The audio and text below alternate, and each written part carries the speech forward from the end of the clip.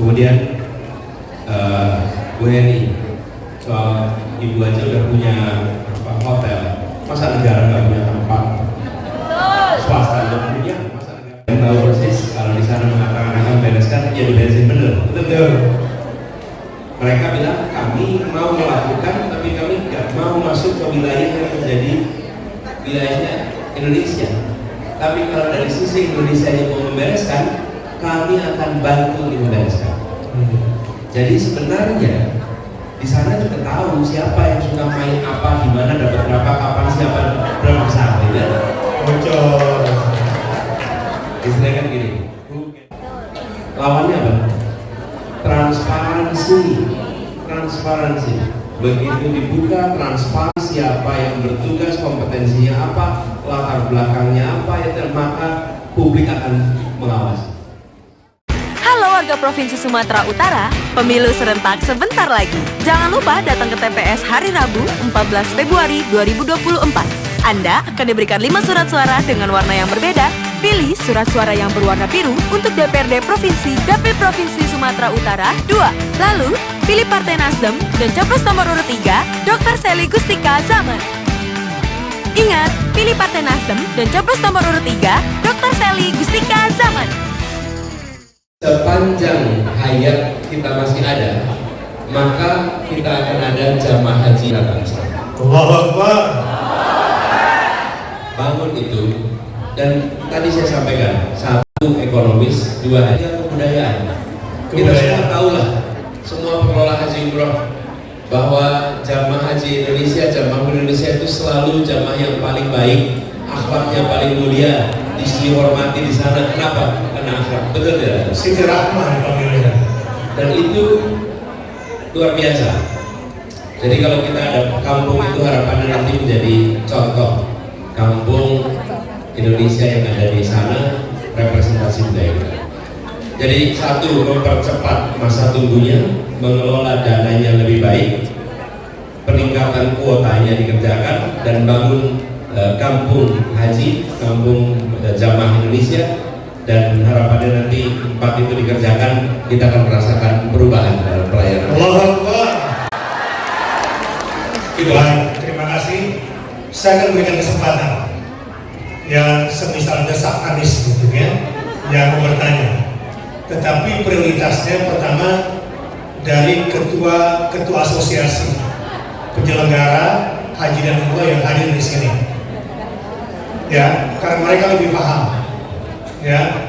Yang kedua, mereka yang memang bergerak di bidang haji dan umroh. Yang ketiga, yang mau curhat, kayaknya mustahil saya bisa haji dan umroh, ya. Pak Presiden, antrian 40 tahun. Sementara 40 tahun kemudian, ketika dia dapat giliran, usianya sudah 70. Secara kesehatan, udah tidak memungkinkan. Padahal itu giliran dia berangkat. Ini bakal terjadi nggak kira-kira kebanyakan? Terus untuk apa dia menanggung selama ini? Ada banyak persoalan.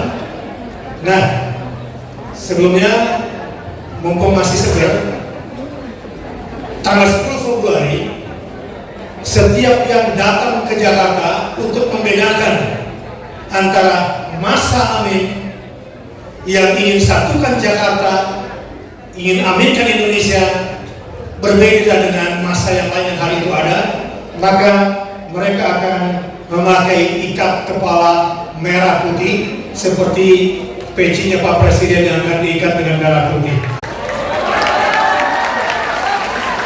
Saya juga ada kalau untuk nemenin.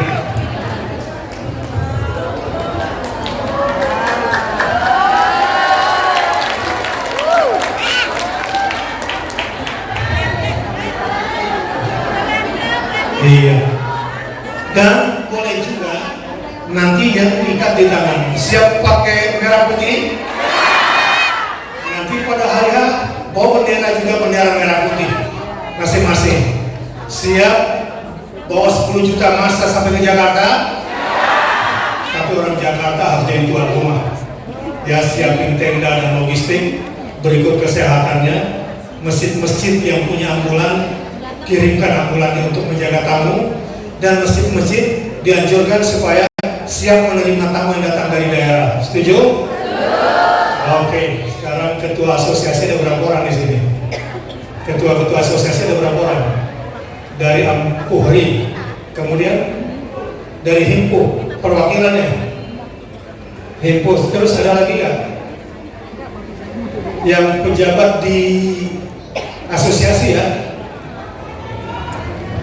Ntar dulu. Ya, pertanyaan dulu dari ketua asosiasi. Kalau boleh usul. Ya. Kalau boleh usul. Ya. Ini sekaligus saya cerita sedikit. Ya. Saya sering sampaikan, memegang kewenangan, saya pernah merasakan, tidak berarti memiliki pengetahuan. Iya, boleh. Seringkali pegang kewenangan, merasanya punya semua pengetahuan, Betul. merasanya bisa ngatur semuanya. Betul. Nah, pendekatan yang kami kerjakan di Jakarta kemarin, mendengar, kolaborasi, bekerja bersama. Betul. Jadi sebelum disampaikan, Oke. kalau kalian usul, sekaligus bicara 4 aspek. Apa yang perlu ditingkatkan dari sekarang? 1, Apa yang perlu dikoreksi dari sekarang? 2, Apa yang perlu dihentikan dari yang sekarang yang ada? 3, Yang ketiga, yang keempat, apa hal baru yang harus dikerjakan? inovasi. Oke ya. Jadi pertanyaan sekitar 4 hal. Jadi dengan begitu kita akan memiliki ruang untuk melakukan inovasi lengkap. Baik. Mana yang diteruskan, ditingkatkan, mana yang dikoreksi, mana yang dihentikan, dan mana yang hal baru yang harus dikerjakan. Baik. Dan kita dimulai dari ya itu bisa. ya. Jadi dimulai dari Enggak, silakan karena Silakan, kita Mas. ketua asosiasi. Kalau ketua asosiasi kan memiliki apa ya, pemahaman yang Ya. komprehensif, jadi pasti bisa jawab. ya baik. Silakan dari Ampuhri dulu ya. Nih, kasih mic. Ya, Pak Firman.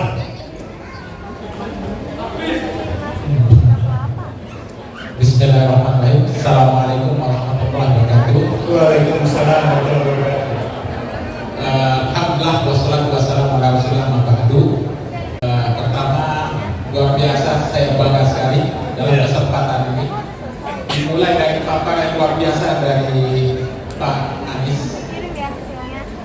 Apa yang mau saya tanya sebenarnya sudah terjawab, Pak. Jadi wawasan pemahaman Pak Anies Baswedan dalam pengelolaan haji ini luar biasa, sudah dalam sekali. Allahu Akbar. Pertama dari sektor, kami ingin mengingatkan saja Pak Anies bahwasanya di dalam Al-Quran wa adzim bin nas bil haji ya'tuka rijalan wa ala kulli dhamir ya'tina min kulli fajjin amir. Ayat ini sangat menarik Pak Anies. Yang pertama, ayat ini menyebutkan Nabi Ibrahim diperintahkan untuk memanggil kita untuk datang ke tanah suci. Namun Allah jawab sendiri, pasti akan datang manusia ke sana dalam kondisi baik berjalan kaki atau naik onta yang terus. Ini perspektif negara harus memikirkan. Intinya, siapapun akan sebagai seorang muslim akan berjuang mati-matian berangkat ke tanah suci walaupun tidak punya materi. Ya. Kita berharap Pak Anies memimpin, punya kemampuan dan punya betul-betul memikirkan bagaimana biaya haji ini bisa menjadi lebih murah sehingga lebih banyak umat Islam berangkat ke sana dengan segala kemampuan. Walaupun tadi sudah jawab, tentu kita berharap sampai saat ini pembiayaan haji itu sebab 55% dibiayai oleh masyarakat, 45% dari optimalisasi dana di BPKH. Tadi Pak Anies sudah jelaskan perlu meningkatkan bagaimana optimalisasi kita. Ya, itu yang pertama. Yang kedua Pak Anies, tadi konsep Ampuri pernah mengusulkan dalam di DPR tentang Indonesia City, tapi istilah Pak Anies tadi kampung haji. Kami mengatakan Indonesia City. Haji saat ini Pak Anies, umroh sudah berjalan 11 bulan dalam setahun. Dan jumlahnya tahun lalu mencapai 1,5 juta, terbesar dari seluruh dunia. Haji 241, artinya hampir 2 juta masyarakat Indonesia dalam 1 tahun berbondong-bondong berangkat ke Saudi. Yeah. Konsep Indonesia City adalah keniscayaan. Iya. Dan kita cukup malu Pak Anies, sebagai negara pemilik banyak yang terbanyak ke Saudi Arabia, hampir sampai saat ini belum ada investasi ya, di berkepanjangan. Dan semua investasi tersebut pasti menguntungkan. Kenapa? Karena sampai saat ini Saudi Arabia juga meningkatkan terus investasinya di sana dan membangun fasilitas yang baik. Yang terakhir Pak Anies, kita harapkan pertama adalah perlu ada positif keinginan dari Indonesia sendiri meningkatkan jamaahnya untuk berangkat. Karena tadi disebutkan visi 2030, 7 tahun ke depan, total jamaah haji baru tadi disebutkan sekitar 2 juta sekarang. Saudi menginginkan dalam 7 tahun ke depan menjadi 5 juta. Indonesia setiap tahunnya kuotanya minimal antara 10% sampai 11%. Artinya 2030 total jamaah yang berangkat akan 5 juta dan Indonesia dapat memberangkatkan, tadi Pak Anies katakan 300.000. Kalau saya dan analisa saya, 7 tahun ke depan kuota Indonesia menjadi 1,5 juta. Asal ada mobil dari Indonesia mampu memenuhi kuota tersebut. Artinya daftar tunggu yang 40 tahun akan selesai dalam 5 tahun insya Allah. Terima kasih. Menarik. Jadi paradigma sekaligus yang ditawarkan ya. Paradigmanya sebetulnya kita tuh usah kerja keras, karena otomatis orang yang berhaji gitu ya, yaitu kerijalan. Walaupun liwamirin, menarik sekali. Dan namanya Pak Firman dari Ampuri. Kalau nggak salah paling banyak anggotanya ya. Kalau nggak salah berarti benar ya. Baik. Ada berapa anggotanya? 630 ya penyelenggara. Baik. Rupanya Pak Firman juga sepakat tuh dengan ide kampung Indonesia, kampung haji Indonesia City. Dan yang ketiga tadi tentang menekan dan udah ada konsepnya. Jadi udah sejalan sebetulnya ya. Oh, 2 tangan, 2 jempol Bapak Anies. Ini yang berbicara adalah yang memang berkompeten di bidangnya. Silakan disambut Pak Anies. Oke, yang lain yang kedua dari Himpu. Nah, Himpu berapa anggotanya?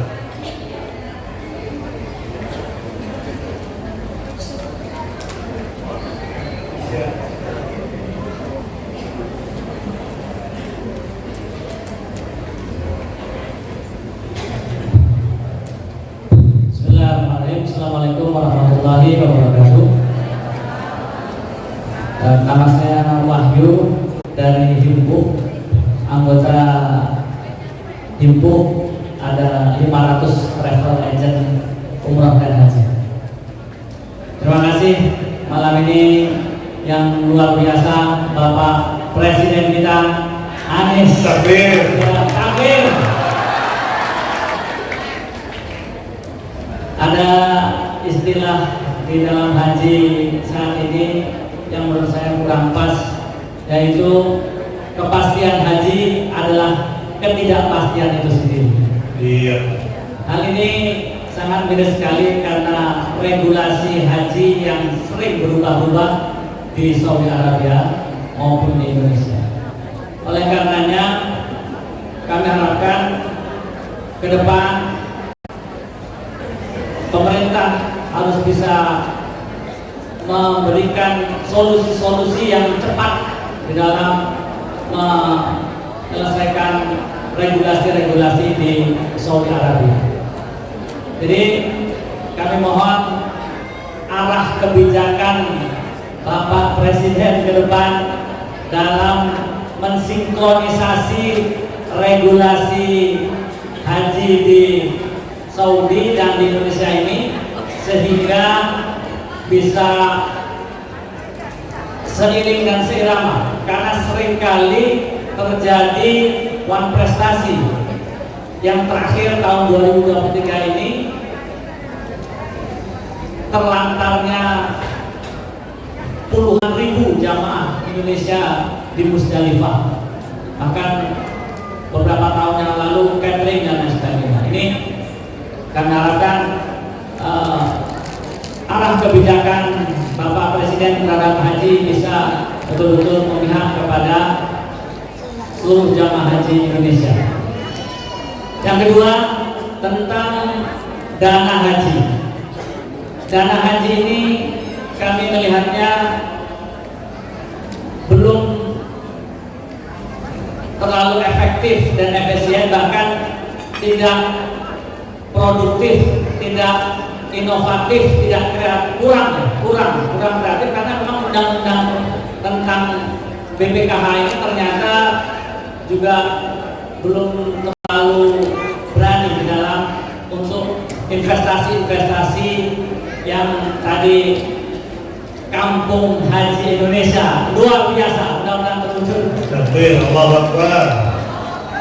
Jadi kami berharap mudah-mudahan pemerintah juga memperhatikan haji khusus. Kami dari haji khusus diberikan porsi yang khusus juga dalam memberikan pelayanan jamaah haji yang bisa lebih baik dan juga memberikan kemanfaatan untuk bangsa Indonesia ke depan. Terima kasih. Assalamualaikum warahmatullahi wabarakatuh. Sebentar, kita minta sekarang semuanya duduk dulu, semuanya yang rapi. Karena tadi banyak yang dari belakang ingin lihat, tidak ke belakang. Semuanya duduk dulu. Nah, yang di depan mohon maaf, keamanan agak di belakang, Nah, ini dari tadi ada yang komplain, ya. Duduk dulu, dari simak ya, insya Allah. Bismillah, kita mulai. Baik, dari Himpo. Sekarang ada lagi satu lagi dari asosiasi ya, mewakili pejabat di asosiasinya. Ada? Kalau tidak ada, saya akan ke penyelenggara. Belum ke jamaahnya, belum. Penyelenggara haji dan umroh. Oke, sekarang penyelenggara haji dan umroh. Ya, Bu Heni dulu dari tadi. Silakan. Ini dari Razek Travel. Dan berapa perusahaan saya nggak tahu di bawahnya. Ya, ini punya lagi. Assalamualaikum. Waalaikumsalam warahmatullahi wabarakatuh. Ibu dan Mas Anies, saya tamunya Oki, Pak Anies. Saya sangat optimis Pak Kiai dan Pak Anies, karena sebagai pengusaha yang notabene 1 tahun kami mengontrak visa umroh sampai 170.000 setahun ya, 170.000 visa haji, visa umroh. umroh. Ya.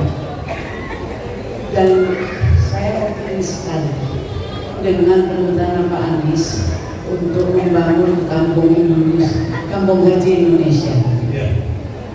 Sebagai pengusaha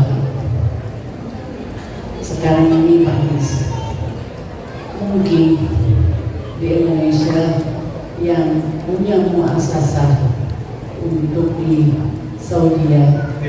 mungkin hanya Razekun. Alhamdulillah ya, satu-satunya muasasah ya, Ya. di orang Indonesia.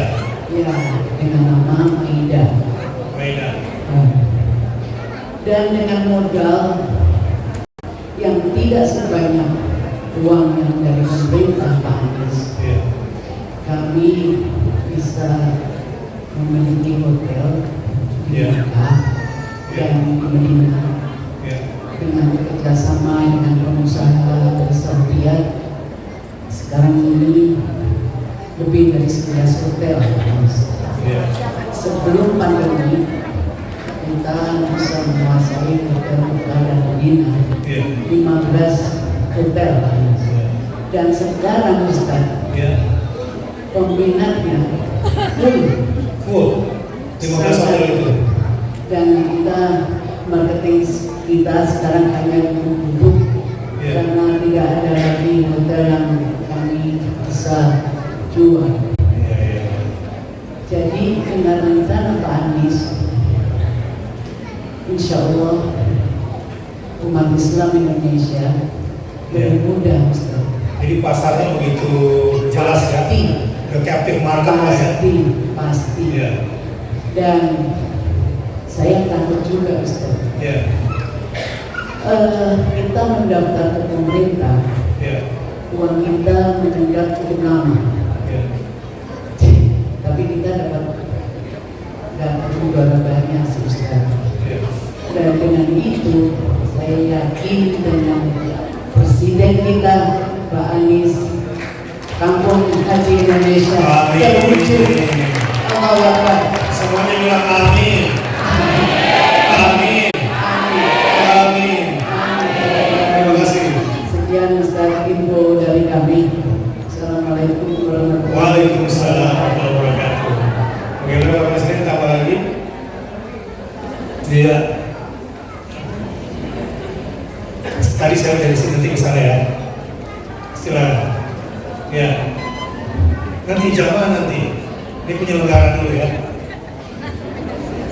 Ya, yang komentarnya lebih. Assalamualaikum warahmatullahi wabarakatuh. Waalaikumsalam. Perkenalkan dulu nama lembaga. Nama saya Haji Syekh Anwar. Saya dari Purwakarta. Saya alumni Kairo, alumni Baghdad, dan alumni Jeddah. Alhamdulillah. Ya. Terakhir saya tugas di KJRI Jeddah. Jadi sedikit banyaknya agak tahu lah tentang yang ada di sana.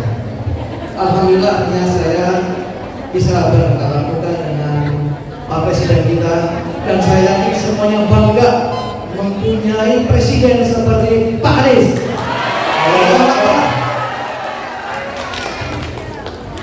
Baiklah, Pak Presiden juga sahabat Nasir, seperti kita ketahui bersama bahwa kegiatan ibadah haji ini sudah berjalan sejak ribuan tahun yang lalu. Iya. Bahkan sejak negara Indonesia ini berdiri sampai ila yaumil qiyamah.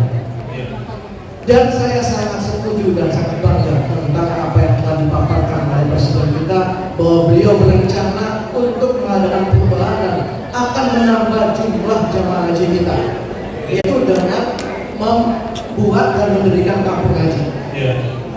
Dan pertanyaan saya, untuk selama ini yang saya ketahui, maskapai yang menerapkan dan mengangkut jamaah haji kita itu cuma dua, yaitu Saudi Airlines dan Garuda. Apakah tidak dimungkinkan jika ada maskapai lain yang bisa juga membawa jamaah haji kita sehingga bisa menambah kuota jamaah haji kita?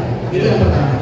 Kemudian yang kedua, tentang pendirian kampung haji atau rumah atau hotel Indonesia di sana, kita berdoa bersama semoga semuanya bisa terlaksana.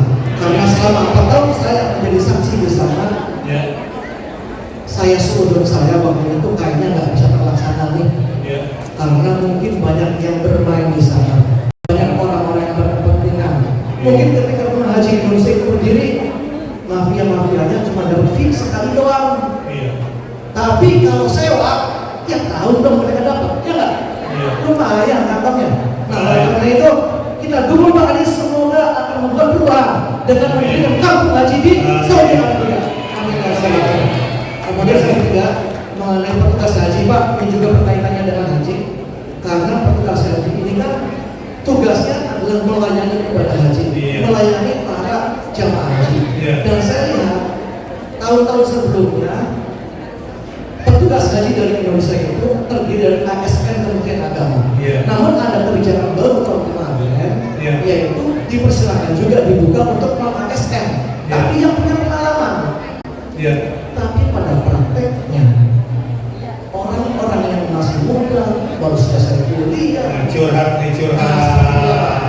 sehingga mereka kok bisa apa mereka bisa, tapi karena kedekatan dengan yang di sana, yang kuasa, mereka bisa berangkat di sananya cuma numpang haji doang, tapi bisa membimbing jamaah haji. Oleh karena itu saya berdoa semoga di kepemimpinan Pak Anies ini presiden kita semuanya bisa dirombak dan semuanya sanggup itu melalui presiden kita. Amin ya rabbal alamin. Takbir. Wassalamualaikum warahmatullahi wabarakatuh. Rupanya yang terakhir Pak Anies yang lagi banyak dirasain, tapi pada diem takut atau gimana gitu ya, tentang petugas haji yang titik-titik itu ya. Pada paham nih kalau persoalan ini Pak Anies. Tapi saya ingin mereka nggak terlalu terbuka tuh, yang dimaksud siapa dan bagaimananya ya. Baik, satu lagi siapa? Sini ya. Nanti habis ini kasih. Oke, silakan. Ya.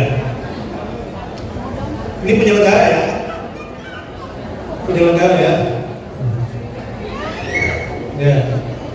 Kalau bukan penyelenggara jangan dulu. Ini penyelenggara dulu. Oh, bukan. Penyelenggara dulu. Iya. Bismillahirrahmanirrahim. Assalamualaikum. Insyaallah Pak Anies insyaallah akan menang. Perkenalan dulu. Saya owner PT Saparah Waktu Islam KPU bawah naungan Asosiasi Sapi. Kita kenalan nggak? Kenal guru saya, Ustaz pasti rasa guru saya. Pak Anies yang saya hormati, saya muliakan, bisnis umroh haji sangat menggiurkan, sehingga mampu menyerap tenaga kerja menurut data sampai 10 juta tenaga kerja. Dan jumlah jamaah umroh yang pergi ke tanah suci menurut data dari Kementerian Agama, menurut data Siskopatu adalah 200.000 jamaah.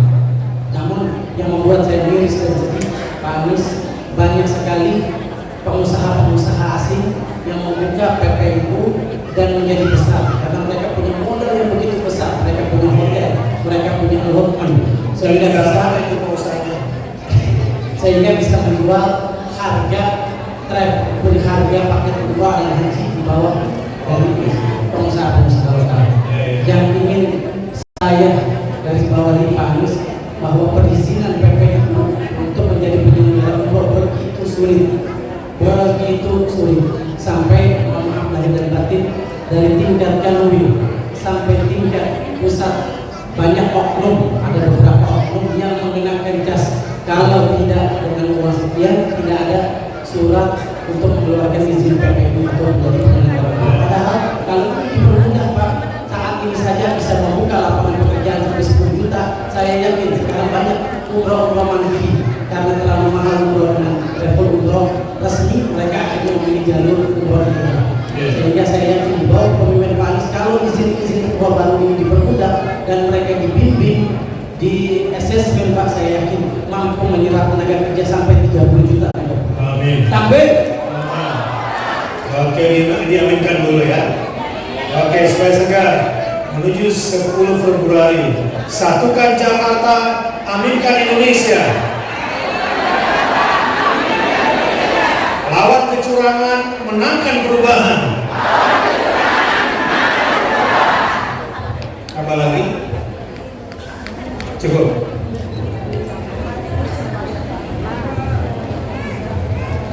Terima kasih. Dan yang terakhir tadi namanya siapa? Kasih, Ahmad Kasih. Kasih. Lalu yang tadi satu sebelum terakhir Ustaz? Saiful.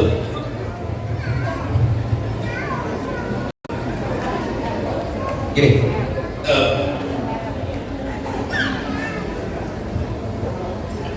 ada banyak urusan yang tadi disampaikan di sini. Kalau boleh saya rangkum ini menjadi satu kesatuan jawaban. Jadi kita memang harus berani melakukan review ulang atas semua tata kelola penyelenggaraan haji kita. Dan ini harus dikerjakan dengan keseriusan. Kalau istilah yang urusan terakhir tadi, mengembalikan menjadi berprinsip pada tata kelola yang benar, meritokrasi, bukan koneksi dan kepentingan-kepentingan mikro yang praktis, urusan yang bisnis. Ini dikembalikan lagi. Nah, tata kelola ini harus diperbaiki. Mulai dari mana tadi bicara Pak Wahyu soal regulasi yang sering bergonta-ganti. Saya bukan bidang ini, jadi saya tidak bisa melakukan judgement. Tapi di pemerintahan itu, di pemerintahan manapun, yang namanya regulasi itu fungsinya salah satunya adalah memberikan kepastian. Kalau regulasi itu bergonta-ganti, maka dia tidak memberikan kepastian. Buat apa ada regulasi kalau gonta-ganti? Kan fungsi regulasi adalah memberikan kepastian. Jadi ini harus dikembalikan pada fungsi asalnya. Lalu Pak Firman dari soal pengelolaan cukup optimis Pak. Kalau ada kemauan dan keberanian untuk mengelola dana haji ini secara lebih baik, rasanya kita akan bisa memberikan porsi yang lebih besar dari yang sekarang, sehingga beban biaya bagi calon jamaah haji menjadi jauh lebih kecil, dan jangka panjang makin hari makin bisa lebih kecil karena dana yang terkumpul harusnya bisa menjadi yang dikelola menjadi lebih besar. Kemudian WNI, ibu aja udah punya hotel, masa negara nggak punya tempat? Swasta juga punya, masa negara nggak punya? Dan ini sampaikan Pak Saiful tadi. Jadi gini Pak, ini cerita belakang layar. Saya di Saudi ngobrol dengan beberapa petinggi di sana, bicara tentang reformasi. Lalu mereka menyebut, Pak Anies, kami siap untuk membantu Indonesia apapun yang kita. Lalu yang disampaikan, kami ini ada 3 negara Pak yang kami ini sangat sulit karena mafianya kuat sekali Pak. Oke. Tidak ada 3 negara, saya tidak sebutkan yang 2-nya, tapi yang satunya Indonesia. Dan itu dikatakan oleh salah satu orang yang paling tinggi dalam urusan ini.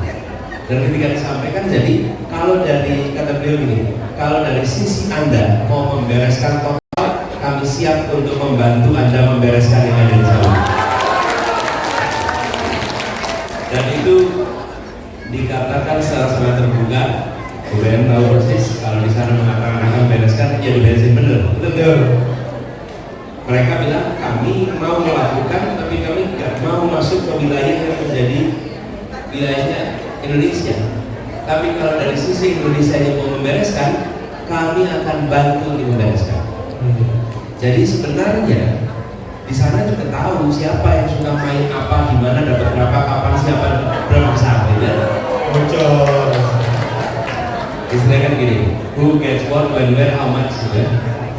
Nah, ini harus dikembalikan. Tadi saya sampaikan di awal, kita ini mengelola tamu Allah, bukan sekedar bisnis turis seperti turis-turis yang lain.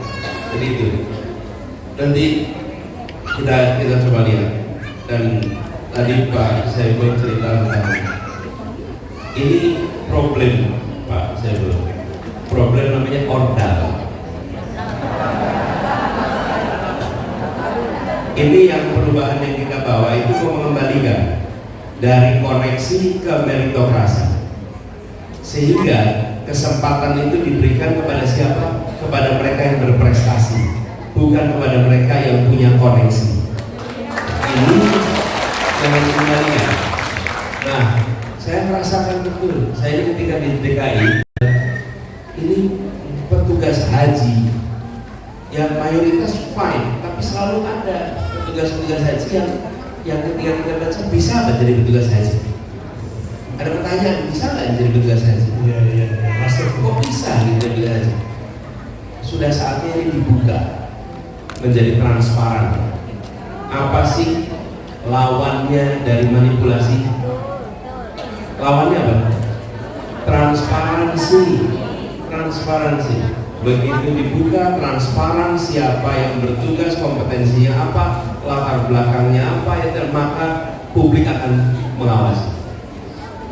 Kami rekrutmen siswa di sekolah itu di Jakarta menjadi rapi bukan karena diawasi oleh negara, tapi diawasi oleh seluruh orang tua yang ada di Jakarta. Yang membuat rapi kenapa? Karena seluruh orang tua melihat ini kalau ada yang aneh-aneh kami lapor. Nah, mudah-mudahan nanti apa yang disampaikan Pak Saiful itu bisa kita bereskan. Soal maskapai nanti dibahas saja, itu teknis menurut saya bisa diatur. Dan izin, begini, negeri ini negeri yang terlalu banyak izin. Seakan-akan apa ya, formalitasnya itu luar biasa. Saya juga merasakan itu di perjalanan jadi ikut kontestasi. Harus ada izin dari dokter dinyatakan sehat. Padahal ujian kesehatan sesungguhnya adalah mengikuti kampanye dan tidak sakit.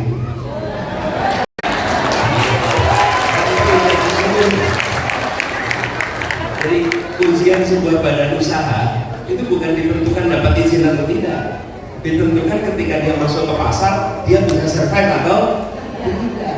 Jadi jangan screeningnya itu di fase perizinan, screeningnya adalah ketika dia masuk ke dalam pasar. Begitu masuk ke pasar dia bisa menjalankan usaha dengan baik, otomatis dia akan survive. Hari ini yang survive yang punya izin, yang punya potensi tapi tidak punya izin masuk saja tidak bisa. Padahal kita tahu rumus keberhasilan di dalam pelayanan secara total adalah kalau ada ruang untuk kompetisi. Kalau ruang kompetisi dibuka, maka kita akan menyaksikan tingkat pelayanan yang makin hari makin baik. Dan itu menguntungkan siapa? Menguntungkan rakyat kita. Jadi saya sependapat dari soal izin. Apa sih sesungguhnya izin? Kenapa kok negara sering harus memberikan izin? Begini sekalian, negara kita harus melindungi warga. Ketika seseorang mau membangun usaha, maka ada unsur-unsur perlindungan kepada rakyat yang diwakilkan oleh negara. Karena itu harus mengurus izin. Karena sifatnya untuk melindungi. Tapi izin itu bukan sifatnya untuk menyulitkan dan membuat pemegang kewenangan itu menjadi penguasa. Nanti insya Allah mindsetnya kita ubah satu-satu. Ini PR besar. Karena salah satu PR besar Republik ini itu memegang kewenangan itu seperti punya perusahaan. Seakan-akan ini bidang usahanya. Padahal itu wewenang atas nama negara, bukan usaha di bidang perizinan. Kira-kira begitu ya. Jadi kita bersama. Mungkin itu. Baik. Sampai yang tadi. Sebelum ke pertanyaan berikutnya, kita segerakan kembali. Satukan Jakarta, aminkan Indonesia. Halo warga Provinsi Sumatera Utara, pemilu serentak sebentar lagi. Jangan lupa datang ke TPS hari Rabu 14 Februari 2024. Anda akan diberikan 5 surat suara dengan warna yang berbeda. Pilih surat suara yang berwarna biru untuk DPRD Provinsi, Dapil Provinsi Sumatera Utara 2. Lalu, pilih Partai Nasdem dan capres nomor urut 3, Dr. Sely Gustika Zaman. Ingat, pilih Partai Nasdem dan capres nomor urut 3, Dr. Sely Gustika Zaman. Halo warga Provinsi Sumatera Utara, pemilu serentak